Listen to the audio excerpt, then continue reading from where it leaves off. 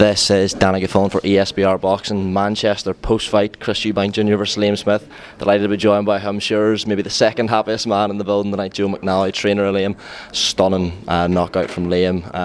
As I was saying to you just off camera there, I've never experienced in my time doing this an atmosphere, reaction like that. Just talk us through your emotions at the minute, Joe. Yeah, I'm just so proud of Liam, to be honest, mate. He's pulled off a fantastic victory, and you know, I know it's your first time, but you know, it's coming a regular thing with the man.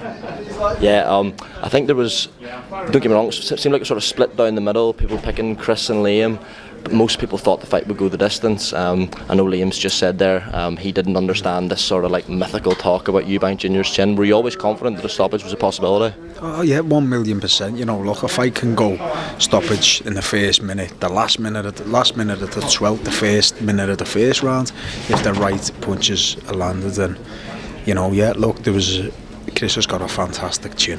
Liam's got a fantastic chin.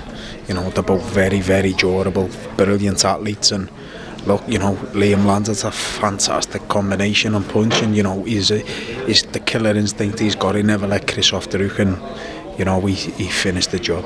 We've seen sort of two versions of Chris over the past few years. We saw the aggressive, high-volume puncher maybe in the early stages, and then this sort of 2.0 it's been hailed as under Roy Jones Jr. Were you preparing more for the Chris we saw tonight, the more boxer pot shotter, or were you taking into account he could come in and meet fire with fire, so to speak?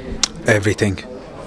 Be prepared for everything. For Chris to start aggressive, to then box on the back foot. Do you know what? Actually give Chris credit. He weren't super aggressive and he weren't super negative either. You know, he was establishing his jab well, I believe, and you know, but Liam was making him work really hard. He took a little bit of punishment at the end of the third. I thought I was losing him, but he got back onto the game plan, and you know, we were making Chris work really hard at a pace that he doesn't really want to fight at. And you know, if you watch it back, you know, up close, far away, it might look like he's landed, but Liam's catching a lot in the glove, slipping and sliding. His head movement was on point tonight. A bleat at the end of the third when I thought I lost him, but he got back to what he was doing in the fourth round. You know, the rest history. Is that the biggest win of Liam's career? You know, I've had a few good wins in him. You know, he's had, obviously, name-wise, yeah, but, you know, we beat former two-weight world champion Jesse Vargas the other month in Madison Square Garden. It was a massive victory. And look, a satisfying win was Anthony Fowler, sold out Echo Arena in Liverpool, a lot of local pride on it. You know, when he should have had a fantastic win in Russia, and, you know, you'd have to ask Liam that, but, you know, my coaching career, it's a good win, yeah, it's satisfying. Yeah. We know there's a rematch clause in place. Should Chris want it, are you confident he will take it? I'm confident Chris will take it. The problem you've got is Liam was meant to fight Chris, you know, before he settled the contract to fight Conor. Yeah. And Chris accepted the fight at 158. The same as he done with Conor. You know, Liam's a career 154, he still is.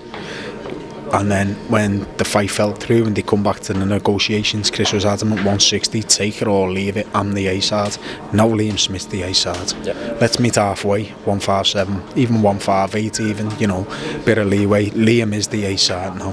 Liam's just announced himself, well, on the 160, but he isn't a 160 fighter, you know, so I'd like Chris to come down, you know, meet Liam's demands, and he makes that. I'd definitely love the rematch, most definitely.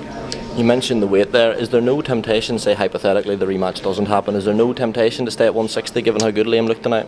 You know, yeah, there's massive 160s out there. You know, you've got big tall southpaw Johnny Beck, you know, and it's just some of them are a bit, they talk the Golovkin fight, you know, and Golovkin isn't the biggest 160 either. Obviously, you know, himself, he easily makes the 160-pound limit.